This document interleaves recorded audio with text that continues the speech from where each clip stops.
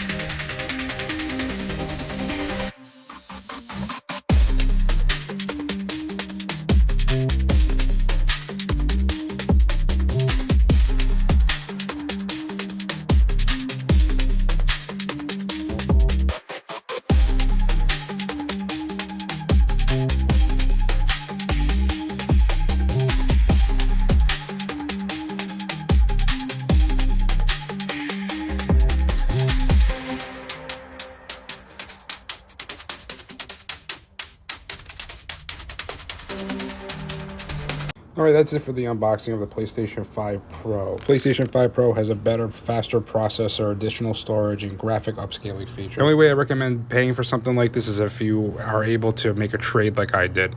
Thanks for watching. I'll see you in the next video.